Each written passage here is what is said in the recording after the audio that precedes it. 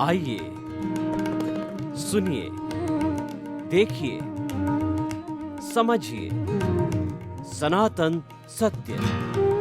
जैसी दृष्टि वैसी सृष्टि, दृष्टि विज्ञान। कुदरत, कुदरती रचना एवं कुदरत के कानून से शाश्वत सुख की प्राप्ति। जोधपुर के परम पूज्य महात्मा उपासक प्रोफेसर डॉक्टर सोहन राज तातेड़ के निर्देशन में सनातन सत्य। जैसी दृष्टि वैसी सृष्टि, दृष्टि विज्ञान।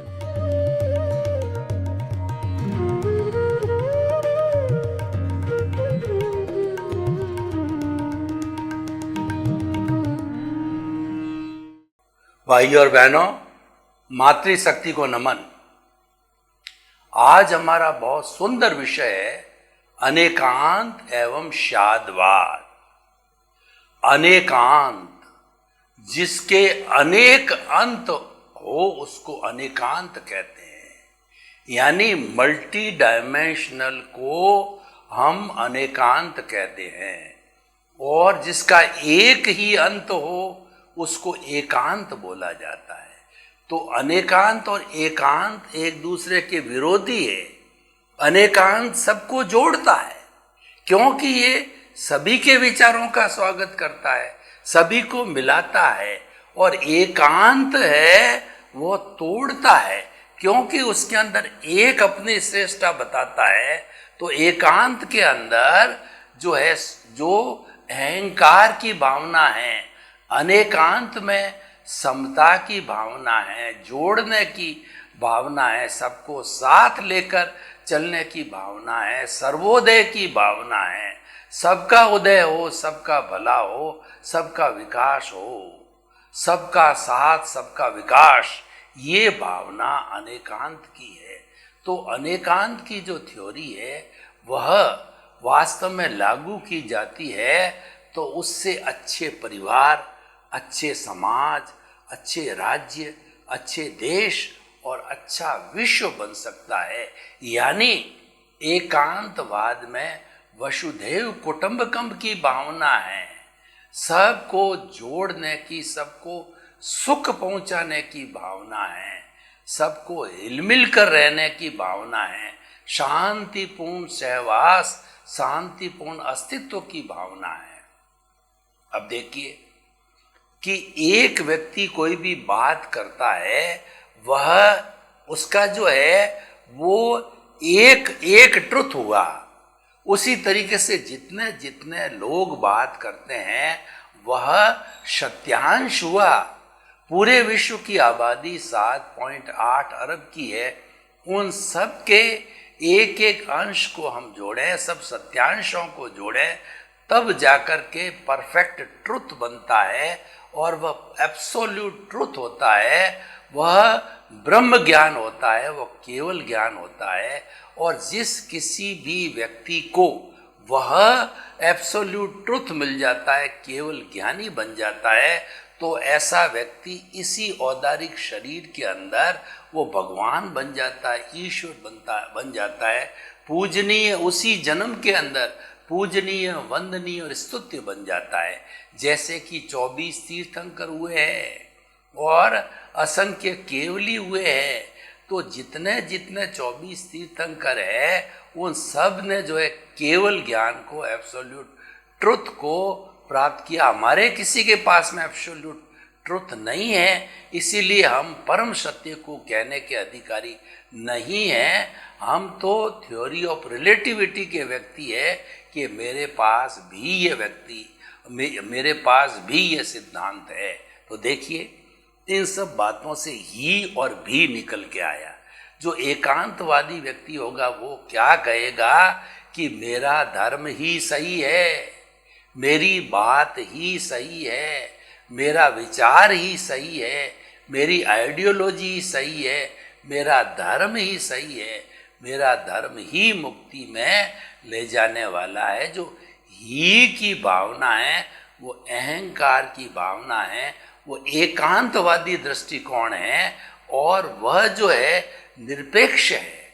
तो वह जो है रिलेटिव नहीं है, वह जो निरपेक्ष हो गया, तो निरपेक्ष होने से अगर वो सत्यवादी भी है तो एब्सोल्यूट होने के कारण वह मिथ्या हो गया। अब देखिए, दूसरे दूसरे लोग सभी कहते हैं भाई मेरा भी धर्म है, मेरी भी आस्था है और मेरी भी थिंकिंग है, मेरा भी विचार है, मेरा भी मत है, मेरा भी ये धर्म है, आप मानो या ना मानो आपकी इच्छा है। तो ये इसके अंदर कहीं पर भी अहंकार की बात नहीं है, उसमें तो अपने समर्पण की बात है, अपनी बात बताने की है। तो वह व्यक्ति अगर थोड़ा बहुत सही भी नहीं है तो वह रिलेटिव होने के कारण, थ्योरी ऑफ रिलेटिविटी होने के कारण जो है वह जो है वो सत्य बन जाता है। निरपेक्ष होता है वो मिथ्या बन जाता है, और सापेक्ष होता है वो सत्य बन जाता है। और जो एब्सोल्यूट जिसके पास ज्ञान होता है वह निरपेक्ष होता ही है, और वही अधिकारी है सच्ची बात को कहने के। कई लोग कहते हैं हम जो कुछ कहते हैं सच सच कहते हैं, और हम जो है बात खरी खरी बात बताते हैं।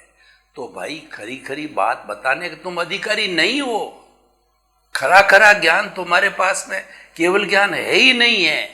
तुम तो ये कहो कि मैं तो रिलेटिव रूप से कुछ बताता हूँ, कितना सही है कितना गलत है वो ईश्वर जाने, या अगर आपको मेरी बात में कुछ विश्वास हो, मेरी बात में आपको अच्छा लगे तो आप एडॉप्ट करो, नहीं तो ठीक है मेरा व्यू है।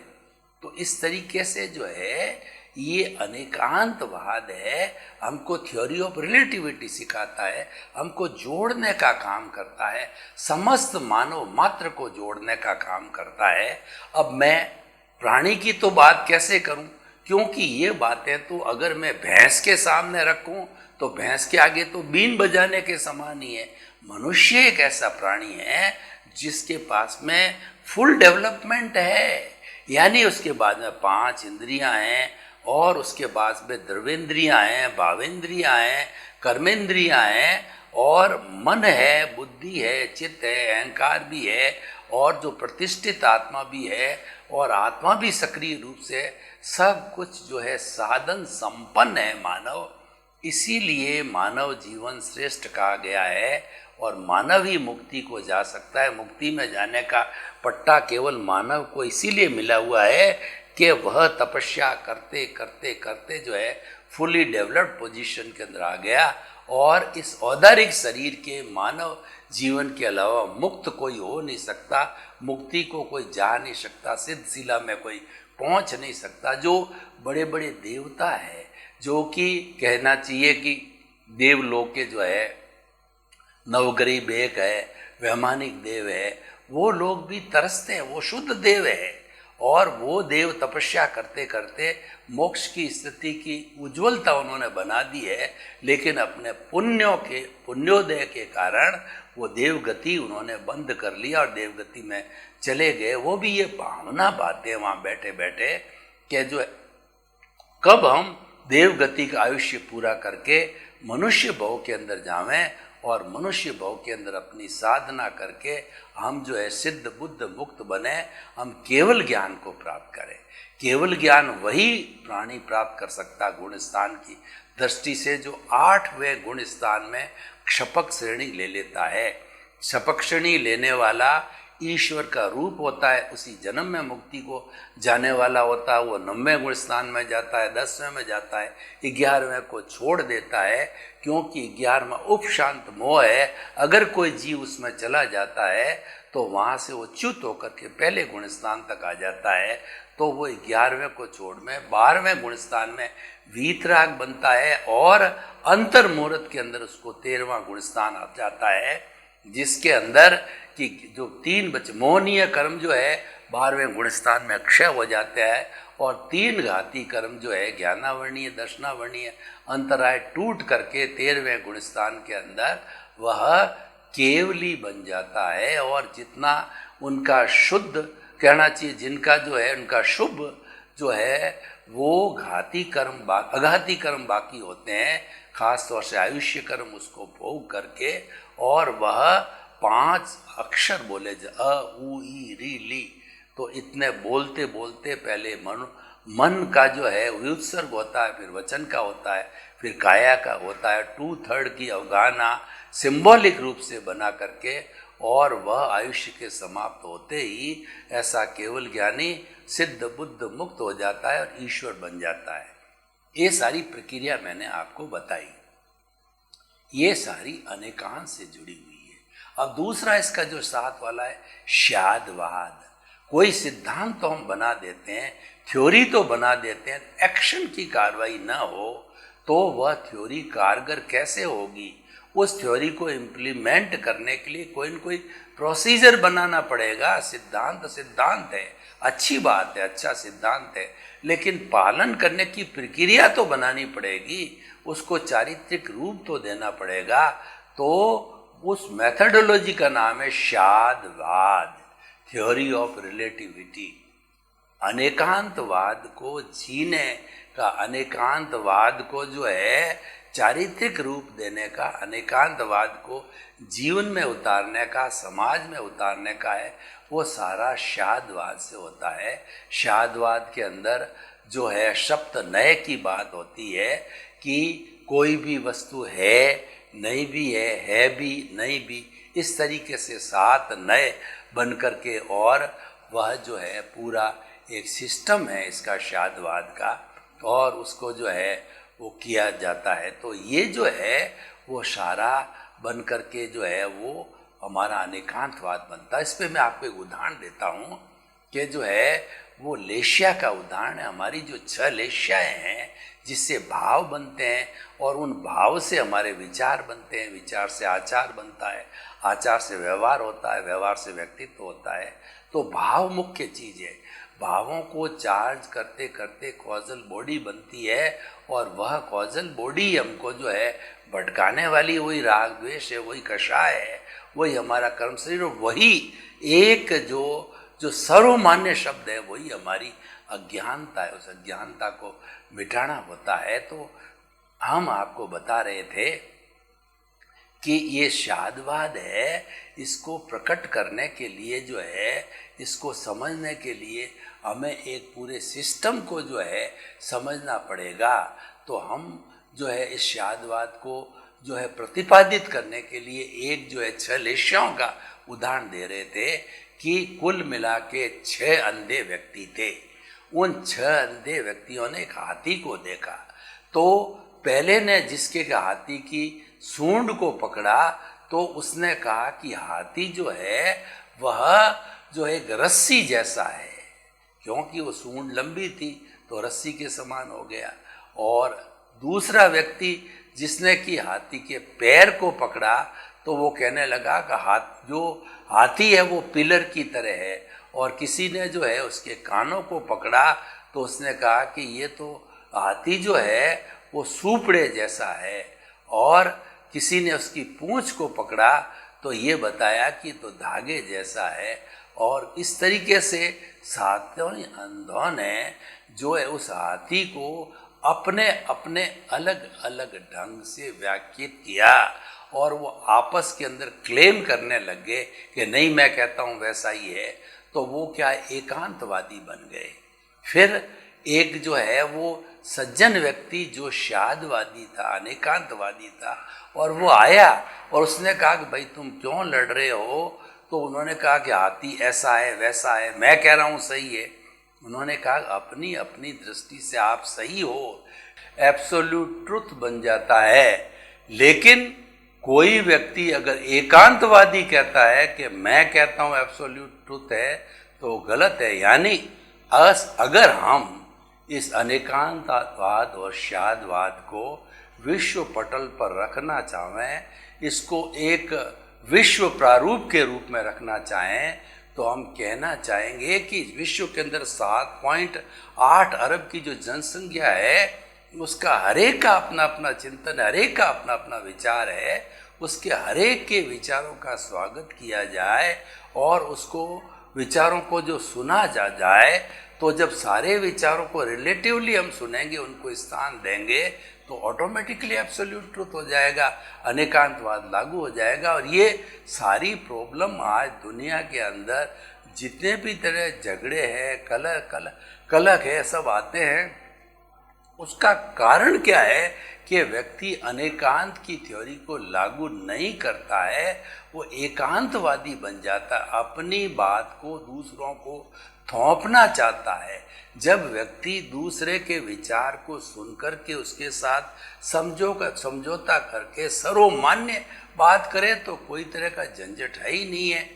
देशों के झगड़ों को देखिए, विश्व युद्ध को देखिए, साम्राज्य को देखिए, आतंकवाद को देखिए, अपराधों को देखिए, सबके पीछे एकांतवादी दृष्टिकोण है।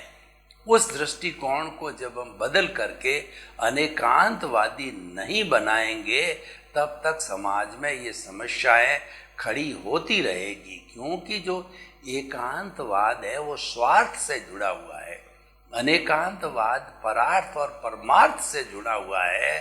सर्वजन सुखाय सर्वजन हिताय सर्वे भवन्तु सुखिनः सर्वे सन्तु निरामया के सिद्धांत से अनेकांतवाद जुड़ा हुआ है। अनेकांतवाद अहिंसा से जुड़ा हुआ है, सर्व और अहिंसा है सब भूय खेमं करी। ये अहिंसा सबका हित चाहने वाली है, अनेकांतवाद हरेक का हित चाहता है। मैं तो अब मनुष्यों के आगे से प्राणियों पे आऊं तो अनेकांतवाद उनका भी हित सोचता है, क्योंकि प्राणियों की रक्षा करना मनुष्य का दायित्व है, क्योंकि उनके पास में इतनी समझ नहीं है कि वो किसी तरह का योगदान कर सके। मनुष्य पर यह निर्भर करता है कि वह उनका विनाश करता है या संरक्षण करता है। ऐसे बहुत जो 84 लाख जीवा योनि में छोटे छोटे प्राणी है, निगोद के जीव है, अव्यवहार राशि के जीव है, व्यवहार राशि के जीव है। व्यवहार राशि में निगोद आ गया, फिर एकेंद्रिय, द्विंद्रिय, त्रिंद्रिय, चतुरिंद्रिय, पंचेंद्रिय, कितने कितने असंख्य अनंत प्राणी है। उन सबको अभयदान देना, उन सब की रक्षा करना, उन सब का विनाश नहीं करना, ये मनुष्य का दायित्व है। और वो मनुष्य दायित्व कब पूरा कर सकता है कि जब वो अनेकांतवादी बनेगा। अगर वो एकांतवादी बन जाता है तो विनाश कर देगा। और वो एकांतवादी बनकर ही आज जो है ज़्यादा हमारे इस पूरे पर्यावरण को कहिए या पूरे ब्रह्मांड को कहिए, वह दूषित कर रहा है। कैसे दूषित कर रहा है कि वो पृथ्वी को खोद करके 10 से 20,000 गज नीचे पेट्रोलियम, मिनरल्स, पानी इत्यादि बहुत सी चीज़ें अपने लोभ के वशीभूत होके, ग्रीड के वशीभूत होकर के निकाल करके पृथ्वी का दोहन किया। उसने जल को दूषित किया, वायु को चिमनियों से धुआं छोड़ करके, और उसके साथ साथ में वाहनों का धुआं छोड़ करके दूषित किया। तो इस तरीके से सारे पर्यावरण को, जो कि सबका है, नेचर तो सबका भरण पोषण करती है, सभी उसमें जीते हैं। और मनुष्य एक प्राणी है कि उसने तो अनेकांतवादी दृष्टिकोण नहीं बनाया, वो स्वार्थी बन गया, वो ग्रीड के अंदर चला गया, तो सब चीज़ों का विनाश कर दिया। और उसके नतीजे आज हमारे सामने आ रहे हैं। कोरोना जैसी महामारी पनिशमेंट के रूप में मनुष्य को मिली है, उसका सबसे ज़्यादा प्रभाव मनुष्य पर पड़ा है, क्योंकि मनुष्य जितना पर्यावरण का दोहन करता है, दूसरा प्राणी उतना दोहन कर भी नहीं सकता, उतनी उसके पास बुद्धि नहीं है, समझ नहीं है, साधन नहीं है। लेकिन मनुष्य के पास में जो है ये बुरा काम करने के लिए तो बहुत कुछ उसके पास है, लेकिन अनेकांतवादी बनने के लिए, सबका हित करने के लिए, सबको अभयदान देने के लिए, प्राणियों का रक्षण करने के लिए वो करता नहीं है। इसीलिए ऐसा सब कुछ हो रहा है। तो देखिए, अब हम इस जो है आज के विषय की प्रासंगिकता, रिलीवेंस और उसकी सोशल यूटिलिटी को देखें तो ये बहुत सुंदर विषय है। हम ये कह सकते हैं कि अनेकांतवाद के अंदर वो अर्हता है कि वह आज एक विश्व का जो है स्लोगन बन सकता है, विश्व का प्रारूप बन सकता है, विश्व धर्म बन सकता है, और विश्व का जो है एक ऐसा मार्गदर्शक बन सकता है जिसमें किसी को ऐतराज नहीं। और ऐतराज क्यों होगा? क्योंकि वो तो सर्वजन सुखाय सर्वजन हिताय और सर्वोदय की बात करता है। वो तो पहले से ही मानता है कि सब में सत्यांश है। उन सब सत्यांशों को जोड़ोगे तब जाके आपका परफेक्ट ट्रुथ बनेगा। और तो इसलिए हम ये, और साथ साथ में शादवाद की उसको प्रैक्टिकेबल कैसे किया जाए, हमारे पास में थ्योरी है शादवाद की, हमारे पास में शादवाद की प्रैक्टिकल जो है पूरी भूमिका है, उससे हम उसको इम्प्लीमेंट भी कर सकते हैं, वो एक्शन के स्थान पर है।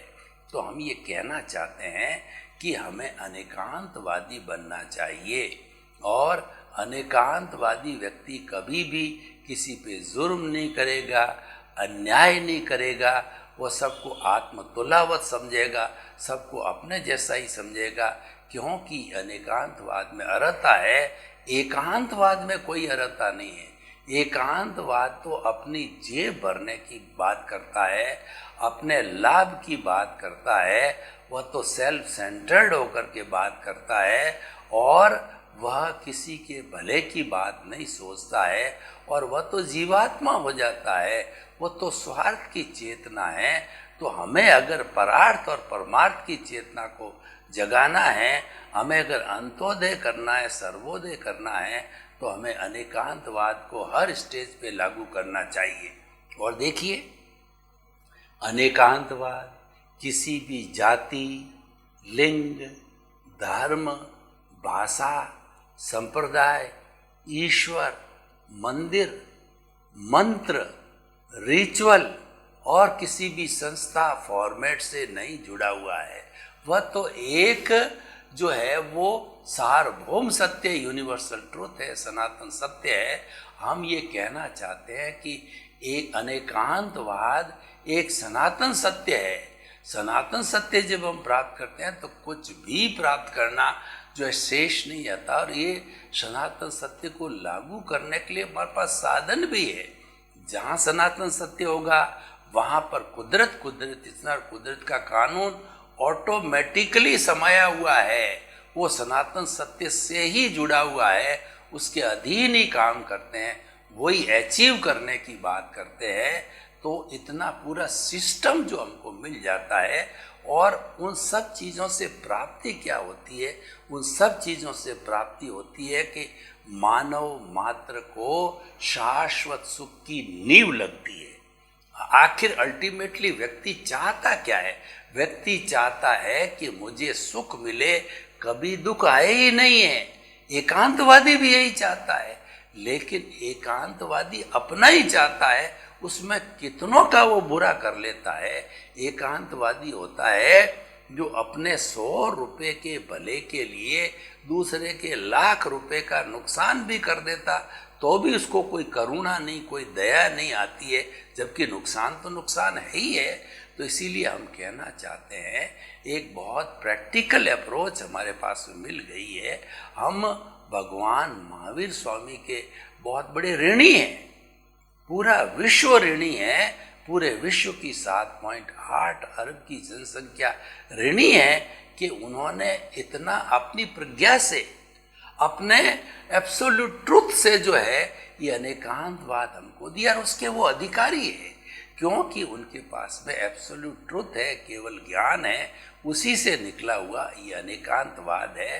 तो ये एक बहुत थ्योरी ऑफ एब्सोल्यूटलिज्म, बहुत सुंदर थ्योरी है, इसकी ज़्यादा से ज़्यादा समझना चाहिए। एकांतवाद को लोग अभी पूरा समझे नहीं हैं, और चीज़ जब पूरी समझ में नहीं आती है तब वो लागू नहीं होती है, और उसको समझ लिया जाए तो लागू करने के लिए शादवाद हमारे सामने मेथोडोलॉजी है, हम उसको लागू कर सकते। दोनों एक ही बात है, एक थ्योरी है, दूसरा एक्शन है, दोनों के अंतर कुछ भी नहीं है। तो भाई और बहनों, हम आपको बताना चाहते हैं, इस सुंदर एपिसोड के माध्यम से आप कोई भी चिंतन करें तो एकांत होकर के नहीं करें। आग्रहीन गहन चिंतन का द्वार हमेशा खुला रहे।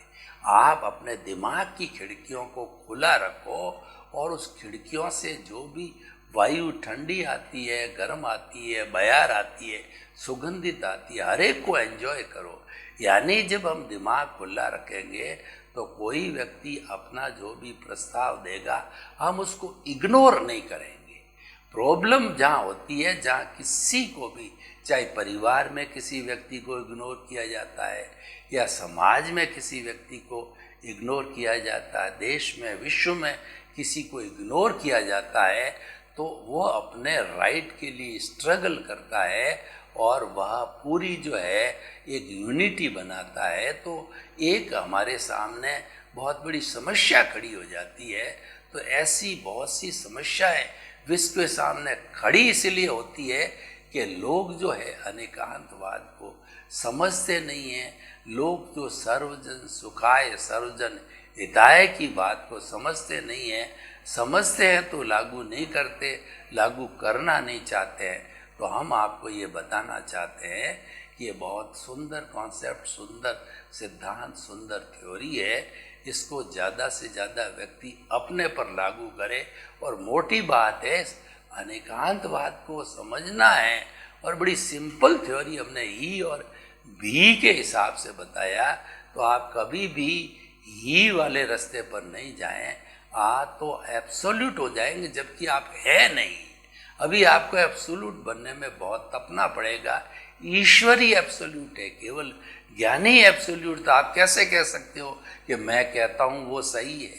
ये कौन कह सकता है? ये केवल ज्ञानी कह सकता है, ये एब्सोल्यूट ट्रुथ वाला कह सकता है, ये ईश्वर कह सकता है। तो इसीलिए अभी तो हमें बहुत कुछ करना है, बहुत कुछ सीखना है। आप तो थ्योरी ऑफ रिलेटिव दुनिया चलती जैसे चलो ना, कि भाई मेरा ऐसा चिंतन है, आपको अच्छा लगे आपकी मर्जी, नहीं लगे तो मेरा चिंतन मेरे पास में है। तो हमको चिंतन देने की, हमको परामर्श देने की स्वतंत्रता है, लेकिन स्वीकार होता है या नहीं होता है उस पर हमको कोई भी बहस करने की जरूरत नहीं है, सोचने की जरूरत नहीं है, क्योंकि वह तो स्वीकार तब होगा जब सभी चाहेंगे। सभी नहीं चाहेंगे तो स्वीकार होगा भी नहीं। और आप भी यही सोचोगे कि आप किसी चीज़ को नहीं चाहते हो तो कैसे स्वीकार होगा? आप चाहोगे जब ही स्वीकार होगा। तो अनेकांतवाद की जो थ्योरी है वो संपूर्ण मानव जाति और संपूर्ण प्राणी मात्र के लिए हितकारी है, और ये किसी भी दायरे से नहीं बंधी हुई है। ये तो यूनिवर्सल है और यूनिवर्स के बाहर कुछ है ही नहीं है। ये लौकिक कॉन्सेप्ट है। लोक के अंदर सभी आते हैं, सभी पर एक समान लागू होता है। हम आपको कहना चाहते हैं सूर्य का ताप सबके लिए एक जैसा है, नदी का पानी सबके लिए एक जैसा है, और हमारे फल फ्रूट्स पौधे देने वाले हैं वो सभी के लिए देते हैं, कोई एक पर्टिकुलर व्यक्ति के लिए नहीं देते हैं। तो कहने का अर्थ है कि अनेकांतवाद भी वो सबके लिए है, वो तो सबके लिए हितकर है। उसमें अहित नाम की चीज़ है ही नहीं है, क्योंकि वो तो मल्टी डायमेंशनल है, मल्टी डायरेक्शनल है। तो आप किसी भी डायरेक्शन से जुड़ जाइए। वो कहाँ कहता है कि मैं तो एक ही डायरेक्शन से चलता हूँ? प्रॉब्लम वहाँ होती है जो व्यक्ति एक ही डायरेक्शन में चलता है, कहता है यही डायरेक्शन सच है, तो उसको 7.8 की अरब जनसंख्या कैसे मानेगी? क्योंकि हर एक के मल्टी डायरेक्शन है। और आप घर में देखिए, हाथ की 5 अंगुलियां देखिए, ये 5 अंगुलियां भी एक जैसी नहीं है, कोई छोटी और बड़ी है, इसमें भी भिन्नता है। परिवार के सदस्यों को देखिए, उनके भी विचारों में अलग अलग भिन्नता। तो सॉल्यूशन क्या है? सॉल्यूशन यही है कि सबके विचारों को सम्मान किया जाए और सभी सर्वसहमति से अगर ओके कर देते हैं तो मान्य हो जाएगा, ओके नहीं करते हैं तो वो मान्य नहीं होगा। मान्य होना ना होना अलग बात है, लेकिन उसके विचारों को जो है स्थान दिया जाना वो आवश्यक है, और वही अनेकांतवाद है। तो अनेकांतवाद एक अमृत है, तो अमृत हमें पीना चाहिए, और हर एक व्यक्ति जो भी पिएगा उसका आनंद लेगा। सर्वे भवन्तु सुखिनः, सर्वे सन्तु निरामया। लोक के सब जीवों को सुख मिले, शांति मिले, आनंद मिले, प्रेम मिले, सौहार्द मिले, और सभी वसुधैव कुटुम्बकम के सदस्य बन करके और शांतिपूर्ण सहवास करें। आपके प्रति मंगल भावना।